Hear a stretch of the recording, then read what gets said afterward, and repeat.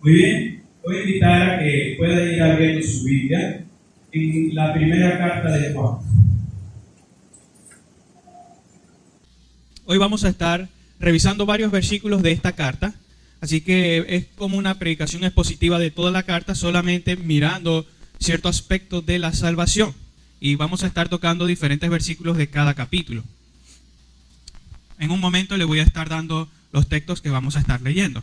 Pero me gustaría introducir esta predicación de hoy mencionando que una de las cosas que forman parte de las clases de membresía para nuestra iglesia tiene que ver con la evaluación de la conversión de las personas. Cuando hablo de conversión, me refiero a esos elementos que deben manifestarse en una persona que dan evidencias de que verdaderamente es un cristiano. A lo largo de los siglos de la iglesia, hay dos cosas que hemos considerado que forman parte de la conversión del creyente, y estas son la fe, aquello que Dios da como un don, como un regalo, y el arrepentimiento, que también es un don o un regalo que viene de parte de Dios. Ambas cosas son la evidencia que la palabra de Dios muestra para los que han creído verdaderamente. Y eso ciertamente es la evaluación que se hace a las personas que ven las clases de doctrina o las clases de membresía. Y básicamente lo que se desea confirmar es si la persona que vio la clase verdaderamente ha creído a Cristo y que se haya arrepentido de sus pecados. Eso es lo que buscamos. Esto siempre ha sido una práctica necesaria, siempre. Sin embargo, esto es algo que lamentablemente se ha descuidado con el tiempo. ¿Hasta qué punto? Bueno, déjeme decirle que debido al hecho de que esto viene a ser en algunas ocasiones algo muy estricto, las personas han empezado a bajar los estándares que ya Dios ha colocado, sencillamente para que las personas no se sientan tan mal cuando salgan reprobadas. Algo como eso usted y yo tenemos que decir que no es bíblico, que no es correcto. ¿Quiénes somos nosotros para bajar los estándares de Dios? ¿O quiere usted hacer una nueva religión? ¿Sabe usted que así comienzan las sectas? ¿Que así comienzan los grupos religiosos? Cambiando los estándares que ya Dios ha colocado. Y es debido a la naturaleza bíblica de la iglesia que este asunto debe tomarse con sumo cuidado. Esto no es algo que deba considerarse como de poca importancia. Pues una actitud simplista, es decir, una forma de pensar simplista, puede traer como consecuencia, y escucha esto con atención, una actitud simplista de la evaluación que la iglesia debe hacer a las personas que ven clases de doctrina, puede traer como consecuencia la admisión de personas que pueden hacer daño a la iglesia. Un ejemplo de eso son los herejes. Creo que si usted se detiene a examinar la historia de la iglesia, se va a dar cuenta que de ella misma surgieron personas que nunca fueron creyentes, pero que fueron abrazados y allí empezaron a sembrar la semilla de la herejía. Son cuestiones que empezaron a afectar a la iglesia de Dios y que lamentablemente hicieron estragos. Eso, por supuesto, trajo como reacción el hecho de que los siervos del Señor, los santos apóstoles, pudieran corregir estas deficiencias. Esto, por supuesto, es un tema que ha traído en estos días también un poco de duda o desconfianza. Algunas personas han llegado inclusive a preguntarse cuando son evaluados, ¿será que verdaderamente he creído? ¿Será que verdaderamente soy un cristiano? ¿Cuáles son las evidencias de ello?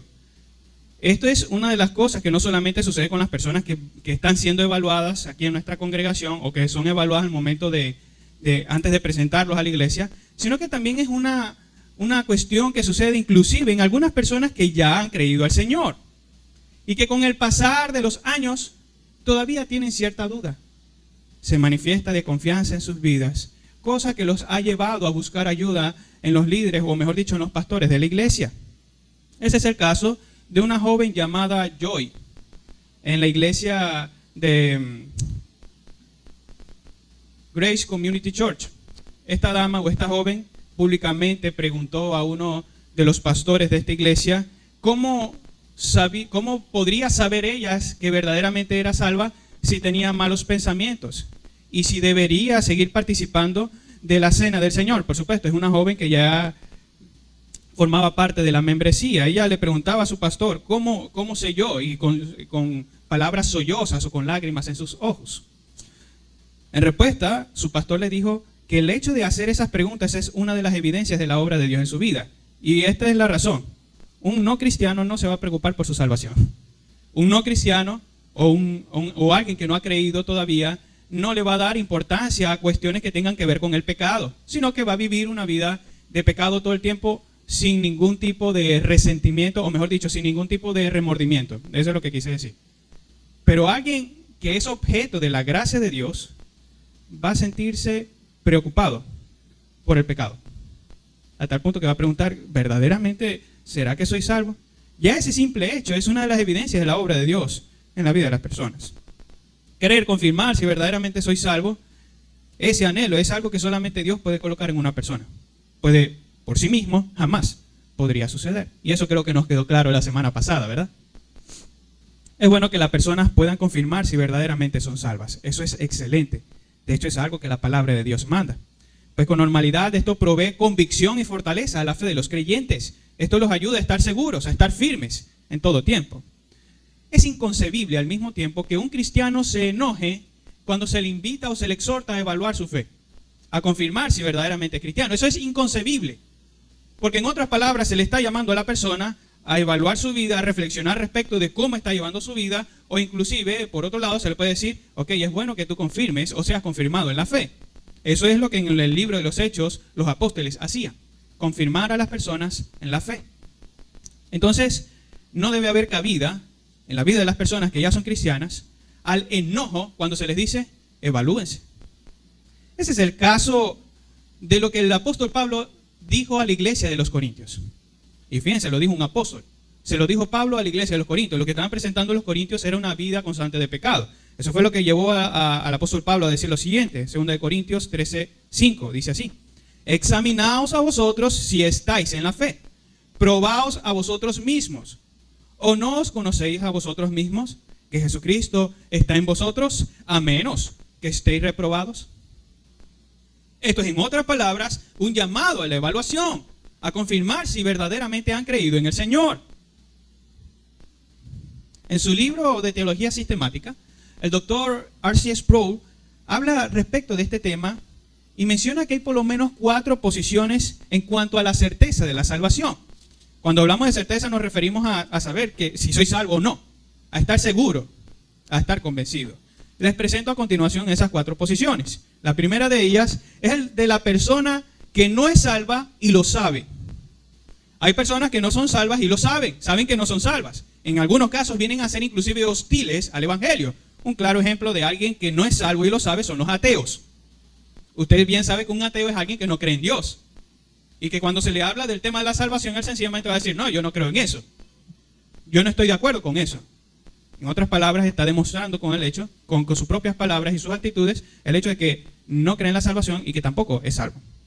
La segunda posición que presenta el pastor es el de la persona que es salva, pero que no sabe o no está segura de que lo es. Ese es, por cierto, el caso de esta dama o esta jovencita llamada Joy. Ella estaba dando evidencia de salvación, solo que ella no estaba segura y quería confirmarlo. La tercera posición es el de la persona que es salva y lo sabe, está segura de su salvación. Ya aquí en la congregación hay personas que saben que son salvas y están seguras de ello y que no van a, o mejor dicho, no van a dudar acerca de ello. ¿Se puede estar seguro de la salvación? Sí, hermano. Alguien diría, no, hermano, pero eso es solamente de prerrogativa divina. ¿Cómo tú vas a estar totalmente seguro de la salvación? Mire, mi seguridad de la salvación descansa en lo que Dios ha dicho. No en lo que yo siento, sino en lo que Dios ha dicho. Si Dios dice que si creo en Cristo Jesús y me arrepiento de mis pecados, he de tener vida eterna, descansaré en esa verdad. Y es lo mismo que le digo que debe hacer. No descanse en cómo se siente, descanse en las palabras de Dios. Ellas son fieles y verdaderas. Así que no dude. Esa es la misma confianza que tenía el apóstol Pablo, de saber que cuando su vida fuera entregada en libación o fuera derramada, en otras palabras, que fuera asesinado por causa de Cristo, él sabía que sería recibido allá en la presencia de Cristo. ¿Cómo podía estar el apóstol Pablo seguro si él era un pecador como usted y yo? De hecho, él mismo decía, yo soy el primero de los pecadores. Porque él descansó en las palabras de Dios. Usted también puede descansar en su palabra, puede confirmar su salvación. Y esta es la cuarta posición, y por cierto, la más lamentable. Están las personas que no son salvas y creen que lo son. Son personas que por algún tiempo, en alguna oportunidad, se les predicó, se les dijo, mira, este es Cristo, no le dieron tantos detalles, nada más le mencionaron el nombre de Jesús, entre otras cosas, le dijeron haz esta oración y ya eres salvo. Por cierto, con mucha pena y con mucha vergüenza, yo les confieso que fui uno de los que hacía eso. Y por la misericordia de Dios entendí que no debía predicar de esa manera. Pero a los que le prediqué de esa manera y les dije, ustedes ya son salvos porque hicieron una oración y ya, esas personas muy probablemente no entendieron el Evangelio, no creyeron al Evangelio y siguen viviendo una vida de perdición creyendo que son salvos. Creen que son salvos porque hicieron algo, porque repitieron ciertas palabras sin entendimiento de lo que realmente eso significaba. Y eso es algo lamentable. Eso es lo que en la teología o inclusive en la propia, en el entendimiento común se conoce como la falsa seguridad de fe. Falsa seguridad de fe. ¿Puede alguien saber si se tiene una falsa seguridad de fe? Sí, muy fácil, y eso es parte de lo que vamos a hablar hoy. Pero cada una de estas posiciones que menciona aquí el Dr. Sproul demanda una acción. Cada posición demanda una acción. Por ejemplo, quien no es salvo y sabe que no lo es, debe ¿qué? Arrepentirse y rogar a Dios por salvación. Porque esta es la realidad. Cristo viene pronto. Y el que no se arrepienta, cuando Cristo se manifieste, no va a hallar más que crujir de dientes. No va a haber más que castigo eterno. Quien es salvo y no está seguro debe procurar ser confirmado en la fe. Es decir, debe atender a esa necesidad de querer confirmar si verdaderamente ha creído o no. Deben hacerlo. Si aquí hay algún creyente o alguna persona que se encuentra en esa posición, es un mandato de Dios el hecho de que usted confirme su fe. Que usted pueda estar seguro. Que no sienta duda, sino que pueda descansar en la palabra de Dios. En tercer lugar, quien es salvo y sabe que lo es, ¿sabe qué debe hacer? Humillarse y agradecer al Señor. Porque el único que puede dar tal convicción es Dios. Si usted está convencido de que ya el Señor lo salvó y su vida da evidencias de eso, dele gloria a Dios. Porque si no fuera por Él, usted seguiría revolcándose en su propio pecado.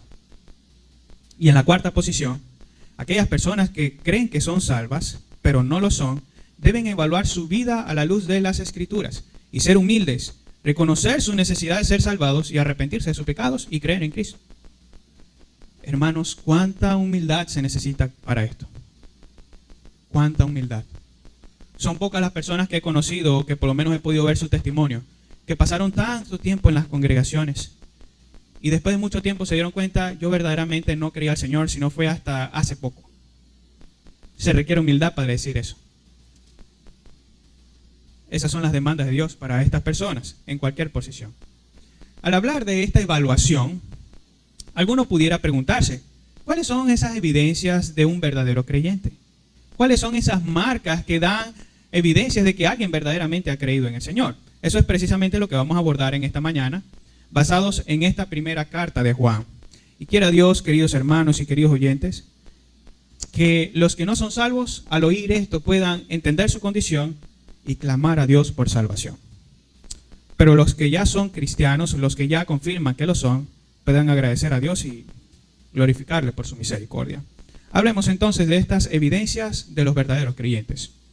Y antes de eso, quiero que podamos entrar en el contexto de la carta de Juan, de esta primera carta.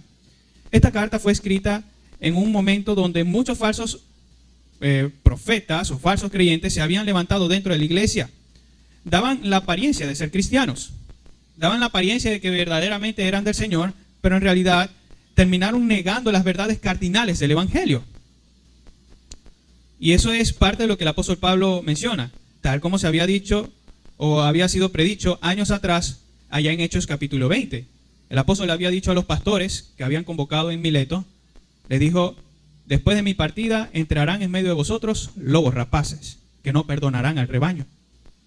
¿Qué son estos lobos rapaces? No se está refiriendo de forma literal a lobos, animales, sino más bien personas que darían la apariencia de ser cristianos, pero no son más que personas que buscan destruir a la iglesia. Eso era lo que sucedía. Falsos maestros que se habían levantado dentro de las filas mismas de la iglesia, saturados con el clima prevaleciente de las corrientes filosóficas de su tiempo. Mire, cuando menciono la palabra filosóficas, me refiero a esas ideas de las personas, esas corrientes de pensamiento que no eran cristianas. Hoy en día hay muchas filosofías. Y con lamento digo esto, mis hermanos y querido oyente. Muchos de esos pensamientos se han infiltrado en las iglesias, como estuvo sucediendo en aquel tiempo con esta filosofía del gnosticismo. Eso no es cristiano, eso no es una doctrina bíblica. Tampoco lo es el humanismo, cuestión que se practica en muchas iglesias y que se cree, que se le da al hombre o a la persona un pedestal y se le coloca aquí arriba y a Dios lo tiran por el piso. Eso ha venido sucediendo de unos cuantos siglos para acá. Le voy a dar un ejemplo. Mire las pinturas que se empezaron a dar durante los primeros siglos. Mire el arte. Mire cómo las personas pintaban a Dios más grande. Obviamente, lo que ellos entendían de Dios. Ellos pintaban al ser divino como alguien mucho más grande y a los hombres pequeños. Pero a medida que pasaba el tiempo, se va a dar cuenta que el hombre fue creciendo de tamaño en las pinturas, en el arte, y Dios fue siendo rebajado. Eso era lo que sucedía. Mire esta estatua, no recuerdo cuál es el nombre, ni el autor de esa estatua, el hombre pensador. Una estatua gigante. Eso es una evidencia del ego del hombre, de su orgullo. Ya con el tiempo dejaron de pintar a Dios. Dios no puede ser pintado, yo espero que usted entienda eso. Pero esa era la percepción de la humanidad. Así entre la filosofía e inclusive en la propia iglesia. Hermano, las consecuencias de esto, de este problema que estaba suscitándose en la iglesia durante el primer siglo, es que muchos empezaron a apostatar de la fe cristiana. Apostatar significa abandonar. Empezaron a abandonar la fe del Señor Jesucristo. Con ello no hacían más que dar evidencia de que nunca fueron verdaderos creyentes. Y esta es la realidad. Si alguien dice, yo creo en Cristo, pero pasado o mañana, de repente dice, ya no creo en Cristo, ¿qué es lo más lógico? ¿Creyó en Cristo, sí o no? No. Nunca creyó al Señor Jesucristo. Si no, habría permanecido. Habría permanecido con los demás creyentes. Y esto urgía, por supuesto, que la iglesia fuera preparada para reconocer a los que causan tales divisiones y enseñan cosas distintas de las recibidas por los apóstoles. Bien advirtió el apóstol Pablo allá en su primera carta a Timoteo, capítulo 6, versículos 3 al 5, lo siguiente, que es el versículo o el texto que vamos a estar estudiando la semana que viene, con el favor de Dios. Si alguno enseña otra cosa y no se conforma a las sanas palabras de nuestro Señor Jesucristo y a la doctrina que es conforme a la piedad, está envanecido. Nada sabe y delira acerca de cuestiones y contiendas de palabras, de las cuales nacen envidias, pleitos, blasfemias, malas sospechas, disputas necias de hombres corruptos de entendimiento y privados de la verdad, que toman la piedad como fuente de ganancia. Apártate de los tales. Esa es la advertencia que dio el apóstol Pablo a Timoteo para que fuera comunicada a la iglesia. Y es al mismo tiempo el mismo espíritu que se presenta en las palabras del apóstol Juan a la iglesia.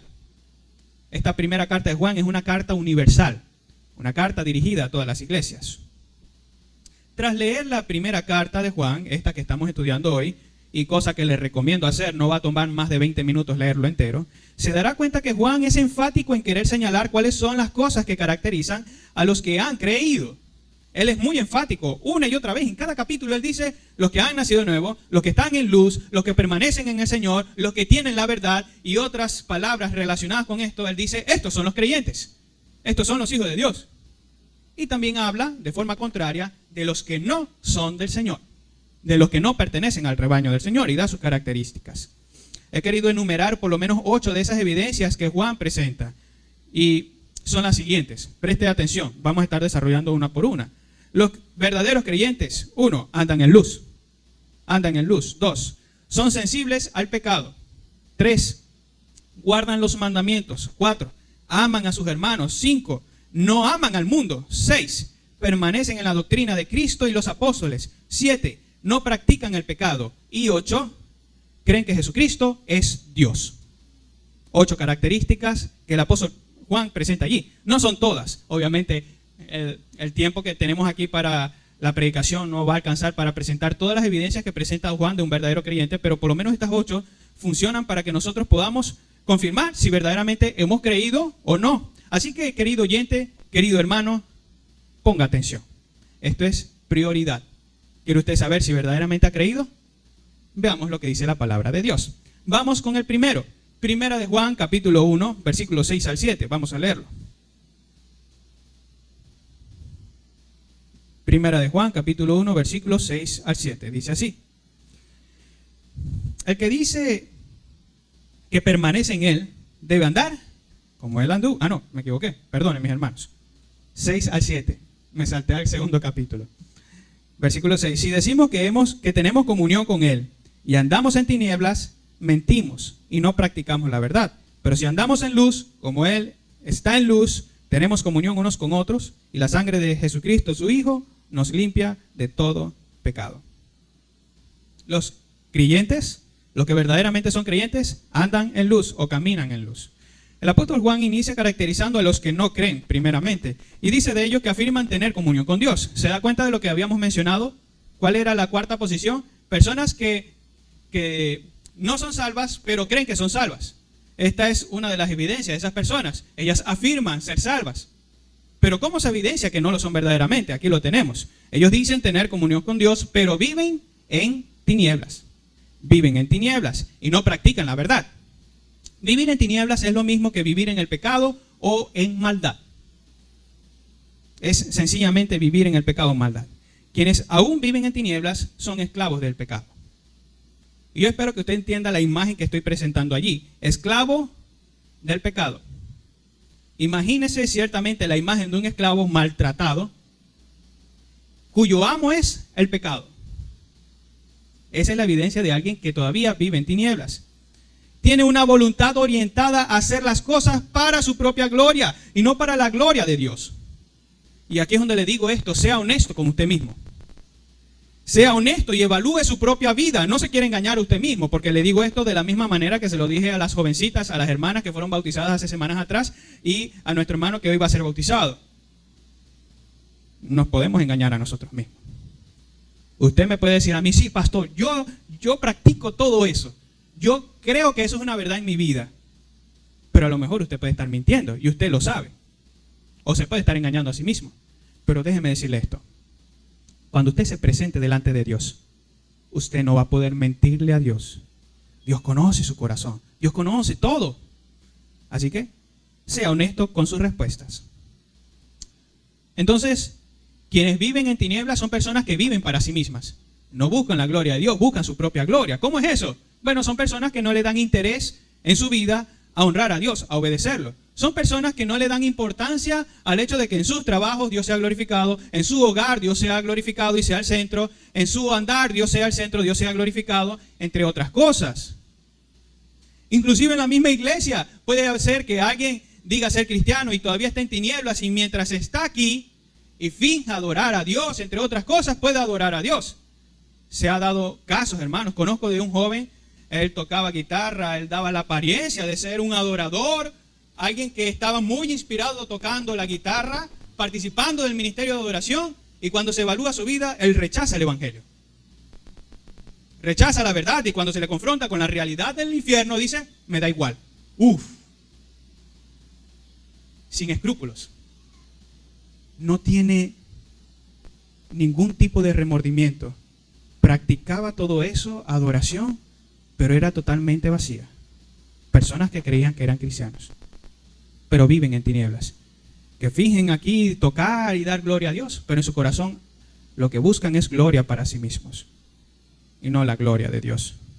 Quienes viven de tal manera rechazan la verdad y lógicamente no la practican. Al usar la palabra de verdad, puede entenderse o se puede estar refiriendo al contenido del evangelio. Usted sabe que el evangelio nos demanda vivir de una nueva manera, ¿verdad? No nos llama a vivir como estábamos viviendo antes, sino a vivir conforme a la verdad revelada en las Escrituras. Entonces, no importa cuántas veces lo digan o la seguridad con que lo afirmen, aunque digan tener comunión con Dios, por vivir aún en tinieblas demuestra que son mentirosos. Si usted me dice: no, yo tengo mucha comunión con Dios, pero al mismo tiempo usted no procura honrar a Dios en su vida y Dios no es el centro de su vida, eso es una muy probable evidencia de que usted no ha creído en el Señor. Por otro lado, Juan dice que los verdaderos creyentes de estos que andan en luz viven en esa luz. La luz es todo lo contrario de las tinieblas, totalmente, todo lo contrario. En este caso son las personas que viven según el bien y la santidad, que buscan la gloria de Dios. Estas son personas que ya no son gobernadas por el pecado, que ya no son esclavos del pecado, sino que ahora son esclavos de Cristo, ahora son verdaderamente libres, ahora tienen una voluntad orientada a honrar al Señor. Esa es una característica de alguien que está en luz. Su naturaleza ahora es conforme a la naturaleza de Dios. No me refiero tanto a la naturaleza divina, sino más bien al carácter santo de Dios. quienes verdaderamente están en luz viven alineados a la santidad de Dios. Aquí está la pregunta. ¿Vive usted conforme a la luz? No me responda a mí. Pregúntese usted mismo. ¿Vive usted conforme a la luz? ¿Está usted andando en luz? Empiece a evaluarse. Vamos con la segunda característica. En ese mismo capítulo, versículos del 8 al 10. Dice así: si decimos que no tenemos pecado, nos engañamos a nosotros mismos y la verdad no está en nosotros. Si confesamos nuestros pecados, Él es fiel y justo para perdonar nuestros pecados y limpiarnos de toda maldad. Si decimos que no hemos pecado, le hacemos a Él mentiroso y su palabra no está en nosotros. Esta segunda característica tiene que ver con que el verdadero cristiano es sensible al pecado. Y aquí cuando hablo de sensible me refiero a... ¿Cómo tratar de ilustrarlo? Mire, si usted coloca su mano en el fuego, ¿qué es lo más probable que vaya a suceder? Que esos nervios que usted tiene en sus manos empiecen a reaccionar, empiecen a mandar señales al cerebro diciendo: hey, te estás quemando, aparta las manos.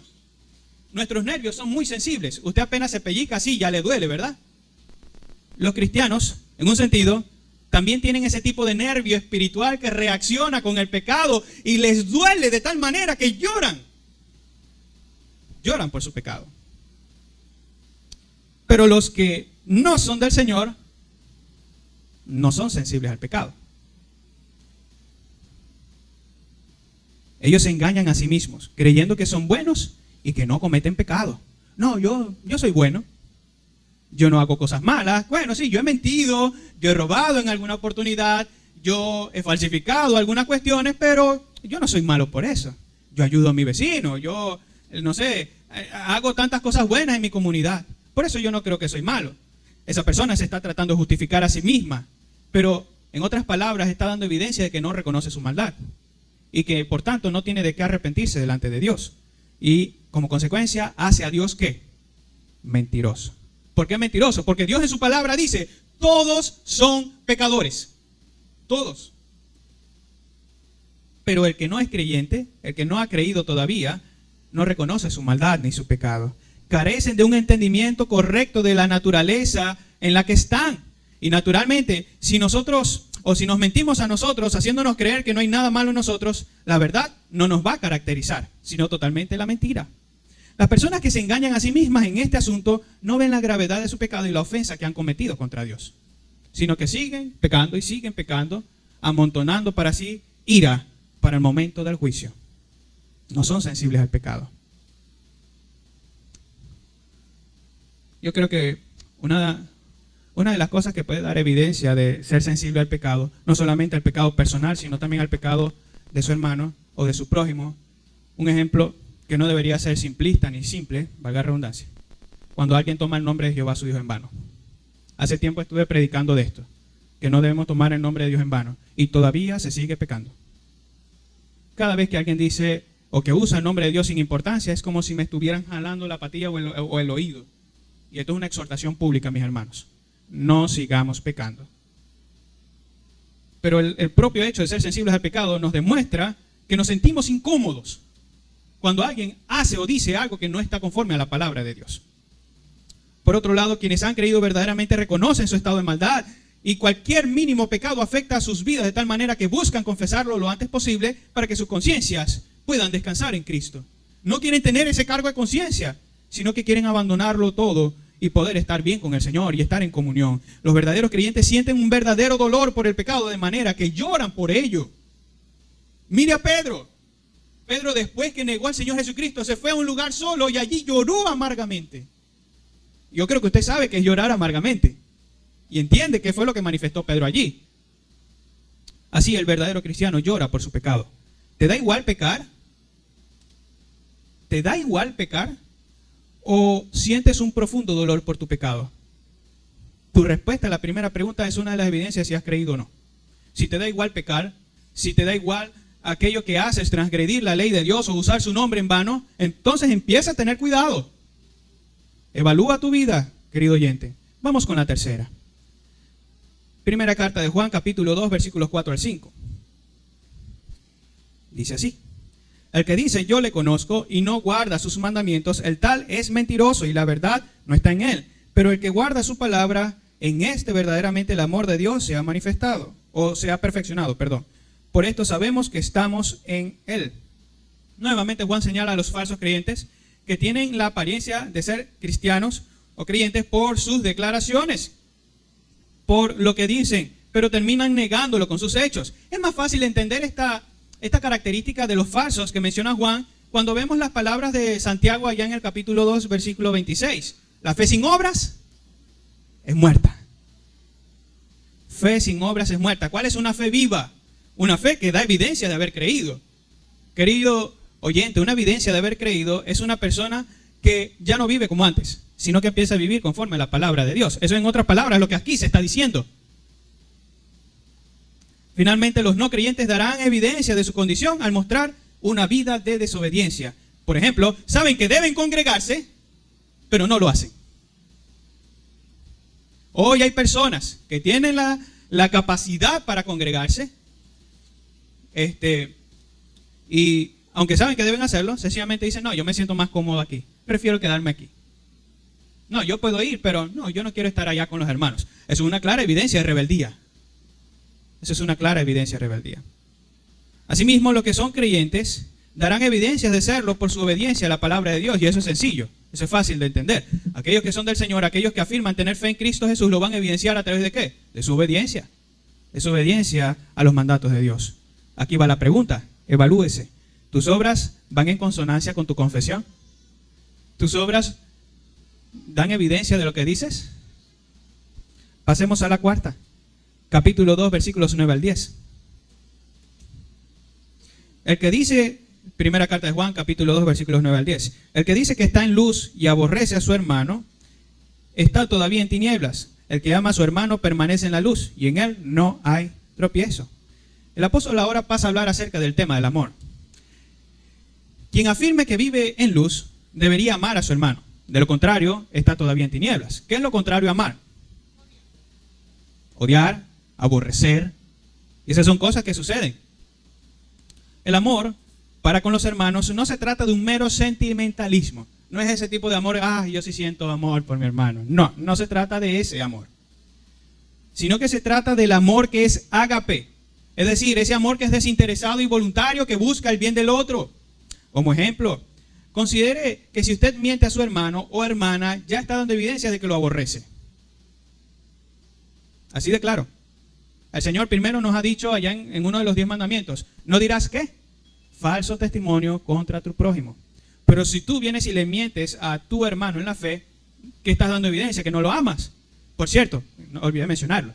Cuando a Jesús se le preguntó cuál era el más grande mandamiento, Él dijo allá en Mateo 22, 37 al 40, el primer y más grande mandamiento es, amarás al Señor tu Dios con todo tu corazón, con toda tu alma y con toda tu mente. Eso resume los primeros 4 mandamientos del decálogo o de los 10 mandamientos. Los otros 6 son un resumen del amor a nuestro prójimo. Es por eso que dice, y el segundo es semejante, amarás a tu prójimo como a ti mismo. Si yo amo a mi prójimo, voy a ser honesto con él. No le voy a mentir, sino que voy a ser honesto. Igual va para los hijos. Si ustedes dicen amar a sus padres, pero le mienten, los están odiando. Así de claro. Los están aborreciendo. Empecemos a evaluarnos. De igual manera, los que verdaderamente han sido salvados, amarán a sus hermanos y estarán en la disposición de dar hasta su propia vida. Nadie tiene mayor amor que que aquel que da su vida por sus amigos. En este caso, Cristo nos ha dado evidencia de cómo amar a nuestros hermanos. ¿Se da cuenta que Dios nos ha mandado a amarnos como Él ha manifestado su amor en Cristo? Así debemos amarnos unos a otros. Su amor lo llevará incluso a corregir al hermano que ha caído y no encubrirá el pecado, porque quien lo hace da evidencia de que no ama a su hermano, sino que lo aborrece. Si usted ve que su hermano está pecando y dice, esa es su vida, esa es evidencia de que usted está aborreciendo a su hermano. Usted no debe quedarse estático o insensible cuando ve que su hermano peca. Usted debe más bien, obviamente, orar y depender del Señor para que sus palabras sean con gracia, para corregir a su hermano. Pero si usted lo que hace es encubrir el pecado, hermano, usted está dando evidencia de que no ama a su hermano. ¿Amas a tus hermanos en la fe? Otro gran ejemplo. ¿Oras por tus hermanos en la fe? Si usted no ora por sus hermanos, ¿qué derecho tiene a decir que los ama? ¿Se ha dedicado por lo menos a orar por alguno de sus hermanos? Dicho sea de paso, usted debe orar por todos sus hermanos. Algunos, o son muy pocas las personas que se me han acercado para decirme, pastor, ¿tiene una lista de los hermanos miembros de la iglesia para orar por ellos? Son muy pocos los que se me han acercado a preguntarme por ellos. A lo mejor ya tenga su propia lista. Gloria a Dios y ya está orando por los hermanos de esa lista. Ore por todos sus hermanos. Eso es una evidencia del amor. Pero quien no lo hace está dando evidencia de que no ama a sus hermanos. No se ama solamente cuando se ora en público. Se ama también cuando se ora en privado por nuestros hermanos. Vayamos a la quinta característica. En ese mismo capítulo, 1 Juan capítulo 2, versículos 15 al 16, los verdaderos creyentes no aman al mundo. Versículos 15 al 16. No améis al mundo ni las cosas que están en el mundo. Si alguno ama al mundo, el amor del Padre no está en él. Porque todo lo que hay en el mundo, los deseos de la carne, los deseos de los ojos y la vanagloria de la vida, no provienen del Padre, sino del mundo. Yo creo que esto está claro, ¿verdad? Sin embargo, vamos a hablar un poco de ello. El mundo al que se refiere aquí no es específicamente la creación de Dios. Saque eso de su mente. No se refiere a la creación. No se trata de, miren, si ustedes aman esta tierra, ustedes están dando evidencia de que no son. No se trata de eso. Se trata más bien, o la Biblia emplea este término mundo para referirse a los placeres pecaminosos. En resumen, a todo lo que se opone a Dios. El mundo, esa esfera de gobierno satánico o gobierno diabólico, dicho de otra manera. Si usted ama el sistema que gobierna este mundo, este sistema diabólico, este sistema de pecado, usted está dando evidencia de que no ha nacido de nuevo, de que usted todavía no ha creído en el Señor. Si hay algo en este mundo que usted desee más que a Dios, entonces esa es una clara evidencia de que el amor del Padre no está en usted. Yo tenía este necio pensamiento hace tiempo, de que, y yo me jactaba de eso y hoy en día me acuerdo y me avergüenzo. Yo le decía, antes que venga el Señor, yo quiero ver esto, yo quiero hacer aquello. Usted podría decir, bueno, pero eso es algo normal. Nada más piensa en las implicaciones de eso. Al yo decir eso, en otras palabras, estaba dando a entender que para mí, el querer ver algo, el querer hacerlo es mucho más glorioso o mejor que la venida de Cristo. En otras palabras, que los placeres de este mundo para mí venían a ser más importantes o más hermosos o más deseables que la propia venida del Hijo de Dios. Eso lo decía yo y me jactaba antes, pero hermano, hoy me avergüenzo de eso. Y hoy he entendido, no hay nada más glorioso y no hay nada que desee más, y algunos hermanos ya entienden eso. Han entendido por qué lo digo, Señor, ven pronto. No hay nada en este mundo más deseable que el reino de Dios manifestado en su segunda venida. No hay nada más hermoso que eso. Allí el pecado terminará. No habrá más llanto ni dolor. Cuando Cristo venga, bueno, lo entonábamos hace rato, estaremos con el Señor por la eternidad. Por otro lado, los verdaderos creyentes crecen en su desprecio hacia las cosas pecaminosas de este mundo, al tiempo que aman más las cosas de arriba, pues son eternas. Si hay alguien que dice, bueno, a mí me gustan los placeres de este mundo y no puedo abandonarlo. Ay, hermano, lo que pasa es que yo lo quiero tanto. Eso es algo que a mí me gusta hacer, me gusta pasar el tiempo allí. Eso es una clara evidencia de que ama más las cosas de este mundo, más que a Dios. Le voy a contar algo chistoso y de lo cual me avergüenzo mucho. En una oportunidad, estando el pastor anterior a mí, íbamos a visitar a una dama por allá por las Cinco Bocas, y yo estaba en la universidad esperando a quien en ese momento era el pastor. Habíamos concordado en que él me iba a buscar a una hora específica a la universidad. ¿A que no sabe qué estaba haciendo yo en ese momento? Yo estaba con mi telefonito y jugando mientras esperaba. Sin darme cuenta, habían pasado como una hora desde la hora pautada. Y el hermano esperando en el estacionamiento. Naturalmente, cuando me di cuenta de la hora, fui para allá, me lo encontré y fuimos a visitar a la señora y ya se había acostado a dormir. Y perdimos una oportunidad de evangelizar. Hoy me avergüenzo de eso, precisamente porque eso es una de las cosas que demuestra un amor más profundo, o demostraba un amor más profundo por las cosas de este mundo que por las cosas de Dios. Si usted, o jóvenes, si ustedes quieren, en vez de querer estar aquí, pasar todo el día jugando los videojuegos, o viendo televisión, o viendo comiquitas, o viendo cualquier otra cosa, en vez de querer estar aquí, es una muy clara evidencia de que el amor de Dios no está en usted. No hablemos de los jóvenes, hablemos de los adultos también. Si usted quiere estar en su casa, acostado, ay, hoy llegó domingo, hoy vamos a dormir. Vamos a dormir un poco más. Vamos a quedarnos aquí. Y no quiere honrar al Señor, estando entre el grupo de los santos, adorando al Señor. ¿Qué le hace pensar que ama más al Señor que las cosas de este mundo? Mire, hay inclusive algunas personas que cuando llega domingo están pensando más en el hecho de que, ya vamos a ir al centro comercial que a la iglesia. Perdón, que a reunirnos con los santos y a adorar al Señor. Piensan más en las cosas de este mundo que en las cosas del Señor. Querido oyente, ¿está prestando atención? Si usted ha creído en el Señor, no debe haber algo más importante que la gloria de Dios y que obedecerlo. ¿Dónde desearía más estar en este momento? ¿Acaso desea estar en otra parte más que en este lugar adorando al Señor? Sea honesto con usted mismo. Vamos a la sexta característica. Primera de Juan, capítulo 2, versículos 18 al 20 y versículo 23.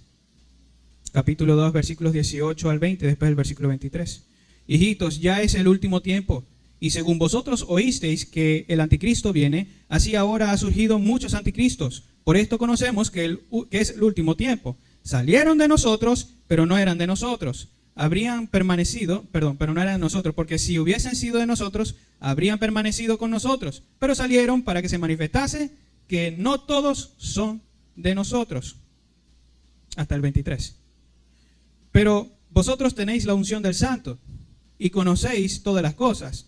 No os he escrito como si ignoraseis la verdad, sino porque la conocéis y porque ninguna mentira procede de la verdad.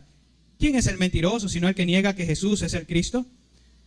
Este es anticristo, el que niega al Padre y al Hijo. Todo aquel que niega al Hijo tampoco tiene al Padre. El que confiesa al Hijo tiene también al Padre. Mire, los verdaderos creyentes permanecen en la doctrina de Cristo y de los apóstoles. Eso es, en otras palabras, una referencia a las Escrituras, a toda la Biblia, de Génesis a Apocalipsis. Aquellas personas que verdaderamente son del Señor permanecerán en el Señor y en todo lo que se nos ha dado por medio de estos siervos del Señor. Una de las evidencias de alguien que no ha creído es que no permanecerá. Por eso que dice, estaban entre nosotros, pero no eran de nosotros y por tanto salieron de nosotros. Eso era lo que sucedía en aquel siglo.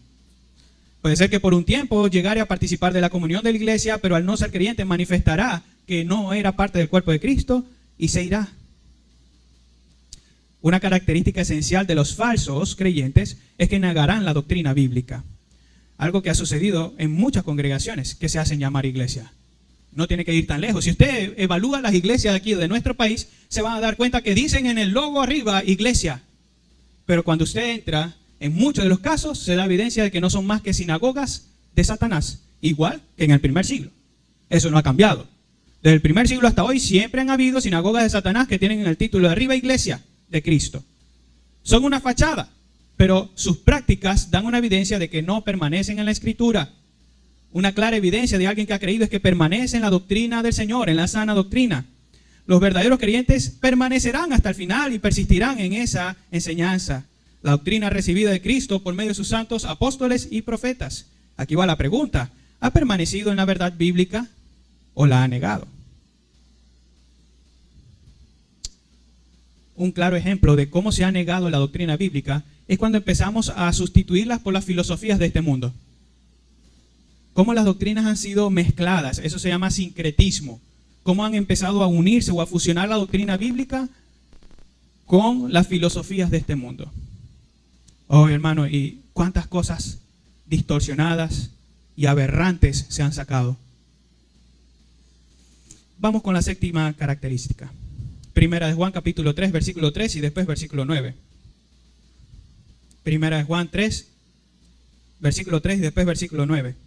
Y todo aquel que tiene esta esperanza en Él se purifica a sí mismo, así como Él es puro. Todo aquel que es nacido de Dios no practica el pecado, porque la simiente de Dios permanece en él y no puede pecar porque es nacido de Dios. Una característica única de los creyentes es que estos no pecan, no de manera absoluta, porque la verdad es que sí pecamos. ¿A qué se está refiriendo entonces allí el apóstol Juan? Algunos podrían decir, hermano, pero ahí lo dice claro, un verdadero cristiano no peca. Si usted interpreta eso, lamentablemente va a tener que tachar a todos los cristianos, incluyendo al apóstol Pablo. ¿A qué entonces se está refiriendo el apóstol Juan cuando dice todo aquel que peca? lo dice en el versículo 9 y lo entendemos de esa manera. Se refiere más bien a todo aquel que practica el pecado, que lo practica como un deporte. ¿No le ha pasado? Obviamente no debería pasar con un creyente, pero a mí me pasó antes de ser creyente, me engañaba a mí mismo. Me decía, no, ya no voy a pecar en esto. Y ese mismo día volví a pecar. Me arrepentía en la noche y al siguiente día volví a pecar. Y así sucedía todos los días. Eso es practicar el pecado. Si le sucede a usted, evalúese entonces. Es imposible que un creyente no peque de este lado de la gloria. Sin embargo, lo que sí es imposible de un verdadero creyente es que practique el pecado. Pues de hacerlo, la persona daría evidencia de que no es de Dios. Así de claro. Y esa es la evidencia bíblica. La razón de ello es que los creyentes tienen a Dios o tienen de Dios la simiente que los lleva a permanecer. El que es de Dios naturalmente procurará vivir una vida de santidad, porque la santidad es la naturaleza de Dios. Todos los hijos de Dios tienen la naturaleza de Dios. Viven como Él manda. ¿Practicas el pecado en tu vida? ¿Persistes en el pecado a pesar de que sabes que está mal? Tengo memoria, como les dije, de que hace 14 años llegué a orar, o mejor dicho, cuando tenía 14 años, llegué a orar pidiéndole al Señor, perdona mis pecados. Creo en ti como mi Señor. Pero desde los 14 años hasta los 16, mi vida era literalmente lo que les dije hace un momento. Pecado todos los días, recurrir una y otra vez. Yo me engañaba en aquel momento creyendo que era salvo, pero no era así. Fue en los 16 años o a partir de los 16 años que el Señor me mostró su santidad, cambió mi vida y me ayudó a abandonar ese pecado. Y allí es donde me doy cuenta de lo que dice el Señor en su palabra. No todo el que me dice Señor, Señor, entrará en el reino de los cielos, sino que todo aquel que hace la voluntad de mi Padre que está en los cielos. Aquel que es de Dios va a procurar hacer la voluntad de Dios, abandonando el pecado y procurando practicar una vida de santidad. Eso nos lleva por último a 1 Juan 5:20.